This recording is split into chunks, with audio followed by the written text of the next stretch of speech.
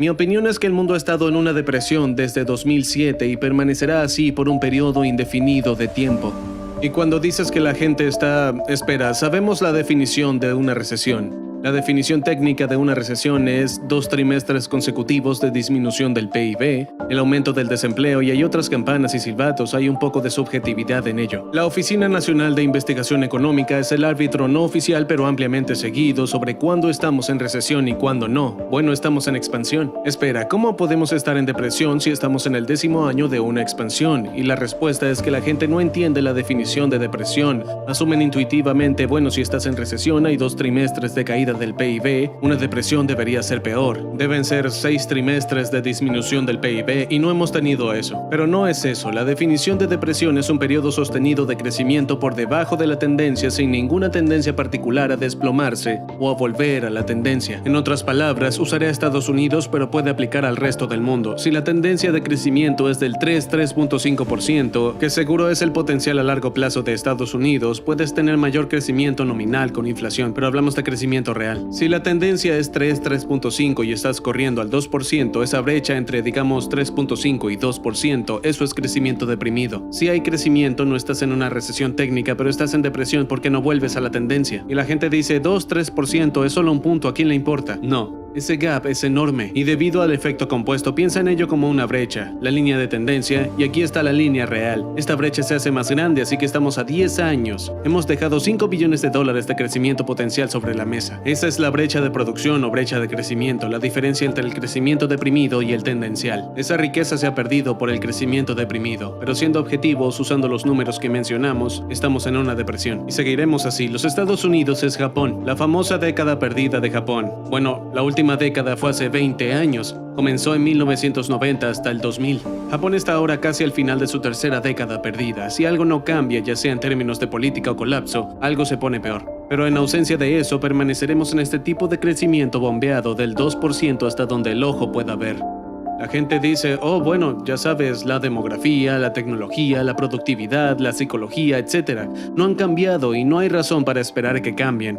Así que combina esa depresión mundial, porque lo que acabo de describir es cierto en Japón, es cierto en Europa, no tanto en China, pero en China es un caso especial, ellos cocinaron los libros. Tienen un crecimiento del 7 al 8% que han estado imprimiendo. Corta eso a la mitad porque el 45% es infraestructura, lo cual se desperdicia. Así que si aplicas los principios de contabilidad aceptados en esa inversión desperdiciada, serían mucho más bajos de lo que aparece. Pero todo el mundo está atrapado en esta trampa. Mientras tanto, la deuda sube más rápido que el crecimiento. ¿La deuda es buena o mala? Bueno, depende. Puede ser buena si puedes permitírtela pagarla y usarla con fines productivos. Es mala si no puedes pagarla, si es insostenible y la usas como un sustituto del crecimiento real, entonces caeremos todos. Así que no se puede entender la deuda de forma aislada, hay que entenderla en relación con los ingresos y esa relación deuda-PIB es algo que pasé mucho tiempo analizando. El PIB sigue avanzando, no sube mucho, pero la deuda sigue así y la relación deuda-PIB empeora. Parece que nos dirigimos hacia una crisis de deuda global, todavía no, pero podría ocurrir más pronto que tarde. Hay pocas dudas de que la Fed va a endurecer su política monetaria, el mejor escenario sería este. Ajustarán 4 veces al año, cada marzo,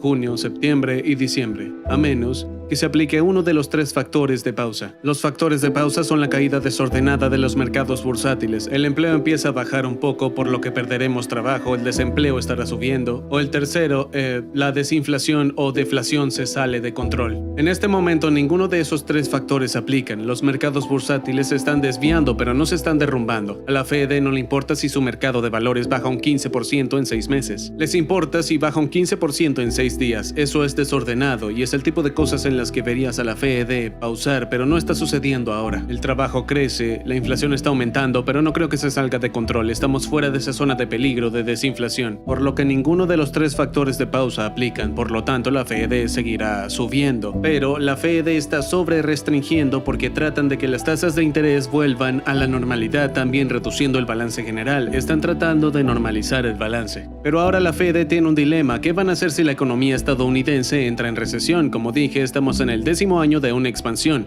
El viejo cliché, las expansiones no mueren de viejas, es cierto, pero sí mueren.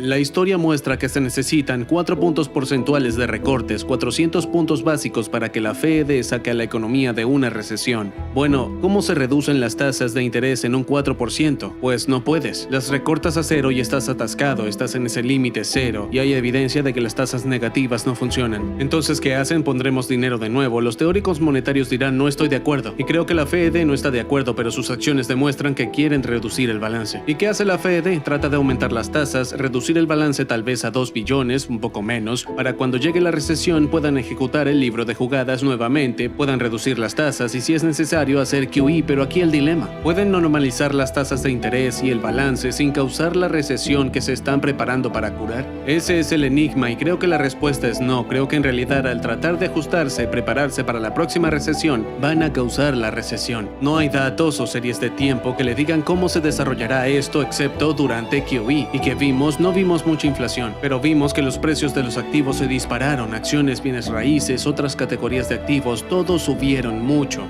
Por lo que parece casi obvio que cuando imprimes dinero los precios de los activos suben. Si destruyes dinero, entonces los precios van a bajar.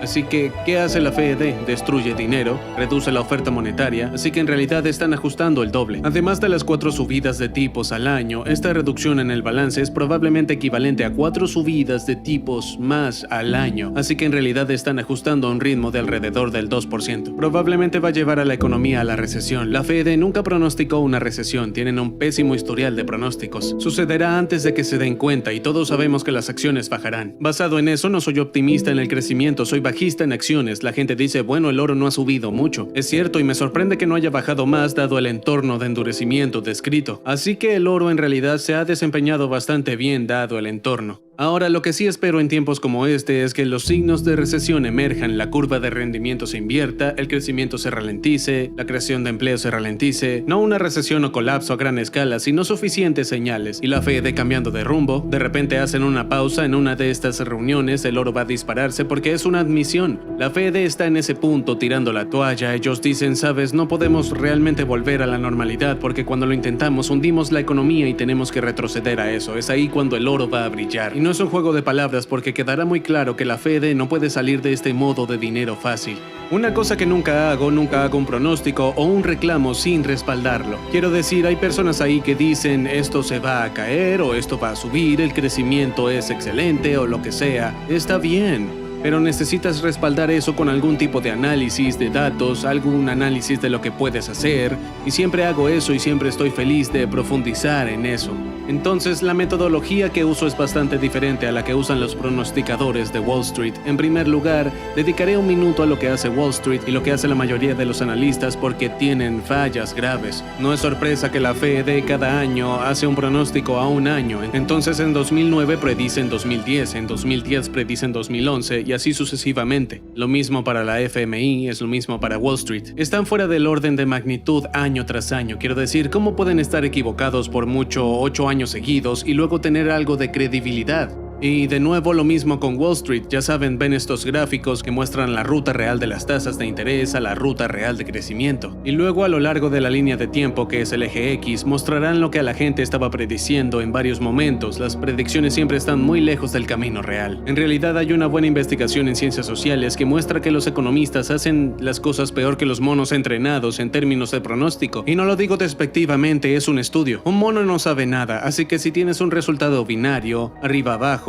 alto-bajo, crecimiento-recesión, y le preguntas a un mono, la mitad de las veces tendrá razón y la otra mitad no, porque no saben qué hacen, solo obtienen un resultado aleatorio. Los economistas se equivocan más de la mitad de las veces por 2 razones. Una, modelos defectuosos, y 2, el comportamiento de manada. Y los economistas prefieren equivocarse en grupo que arriesgarse y quizás acertar, pero si resulta que no tienes razón, estarás expuesto. Hay limitaciones institucionales, la gente quiere proteger su trabajo, se preocupan por otras cosas además formas de hacerlo bien, así que el mercado de predicción es bastante malo. Las razones es que usan modelos de equilibrios. Los mercados capitales no son un sistema de equilibrio, así que olviden esos modelos. Utilizan la hipótesis del mercado eficiente, que es toda la información está ahí afuera. No se puede vencer al mercado. Los mercados no son eficientes. Sabemos que usan pruebas de estrés que son defectuosas porque se basan en el pasado, pero siempre estamos fuera del pasado. Estamos fuera del pasado, ¿sabes? El futuro podría ser extremadamente diferente. Si la próxima crisis es peor, no hay nada en la historia que te diga qué tan malo puede llegar a ser.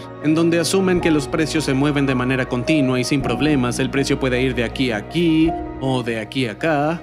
Pero como trader pueden salir en cualquier punto intermedio. Y de ahí es de donde vienen estos modelos de seguros, de carteras y stop loss. No es así como funcionan los mercados, solo suben, no llegan a esos puntos intermedios en los que bajan. Estás muy por debajo del agua o pierdes la oportunidad de beneficio antes incluso de saberlo. Es decir, el comportamiento real de los mercados es lo contrario de los modelos que utilizan, por eso sus previsiones son erróneas. Entonces, hablábamos antes de ciclos económicos, recesiones, depresiones, y eso es, ya saben, análisis económico convencional. Mi definición de depresión no es exactamente convencional, pero es lo que pienso en términos de crecimiento de tendencia bajo, ciclos de negocio, etc. El colapso o el pánico financiero es algo diferente. El pánico financiero no es lo mismo que una recesión o un retorno en un ciclo económico. Pueden ir juntos, pero no tienen por qué. Así que hablemos del pánico financiero como una categoría separada. La teoría de complejidad muestra que lo peor que puede ocurrir en un sistema es una función exponencial de la escala. La escala es simplemente cuán grande es. Hablamos de las métricas de escala, del valor nacional bruto de los derivados, del volumen medio diario del mercado de valores, de la deuda, ya saben. Hablamos de todas estas cosas. Sería una nueva ciencia, así que creo que serían años de empirismo para hacer esto más preciso. Pero la teoría es buena y se puede aplicar de una manera aproximada. Digo, si triplicas el sistema, el crecimiento aumenta por un factor de 10, 50, etc. Hay alguna función exponencial asociada con esto, así que la gente piensa, bueno, en junio 2008 aprendimos una lección. Tenemos la deuda bajo control, tenemos plazos bajo control. No, la deuda es mucho mayor. Los ratios deuda-PIB son mucho peores. El valor nacional total, el valor social bruto de los derivados es mucho mayor. La gente mira las estadísticas del BIS y dicen, bueno, los bancos realmente han tenido unas tasas muy bajas y encima siguen bajando, pero eso es engañoso porque están tomando mucho de eso, moviéndolo a las cámaras de compensación. Entonces nunca ha estado en balance, sino fuera de balance. Ese número se ha reducido para los bancos, pero eso es solo porque lo están poniendo sobre las cámaras de compensación. ¿Quién garantiza las cámaras de compensación? El riesgo está ahí, solo se movió. Entonces, dadas esas métricas de concentración de derivados, el hecho de que los 5 bancos más grandes de Estados Unidos tengan un porcentaje más alto de los activos bancarios totales que en 2008 es más concentración. Ese es otro factor de riesgo para tener todo eso en cuenta. Se puede decir que la próxima crisis será exponencialmente peor que la anterior. Esa es una afirmación objetiva basada en la teoría de la complejidad. Así que tampoco tienen que creer que nunca tendremos una crisis. Yo digo, bueno, la tuvimos en el 87, en el 94, la del 98, el colapso de las .com en el 2000, el colapso hipotecario en el 2007, Lehman en 2008. No me digan que estas cosas no pasan cada 5, 6, 7 años. Han pasado 10 años desde la última. No significa que pase mañana, pero no debería sorprendernos que ocurra. El punto es que esta crisis se acerca porque siempre vienen y será exponencialmente peor debido a las métricas de escala que he mencionado. ¿Quién está listo para eso? ¿Quién va a rescatar a los bancos centrales? El problema nunca se fue, solo tenemos rescates más grandes a un nivel superior. ¿Qué es más grande que los bancos centrales? Solo puede rescatarlos una institución, un balance general en el mundo que puede hacer eso, es el FMI. De hecho, ellos imprimen su propio dinero. El SDR, el giro especial, que no es para pedir un daiquiri de fresa en las rocas, es un giro especial, es el dinero del mundo. Es la manera más fácil de entenderlo, tienen una imprenta. Entonces, esa será la única fuente de liquidez en la próxima crisis porque los bancos centrales no se normalizan antes de la crisis y parece que van a hacerlo, pero no lo harán. No podrán, no tendrán manera de hacerlo. Y no pueden ampliar el balance más allá de una pequeña cantidad porque destruirían la confianza. ¿De dónde viene la liquidez? La respuesta es el FMI. Entonces eso es el reinicio monetario global, GMR. ¿Has escuchado de eso?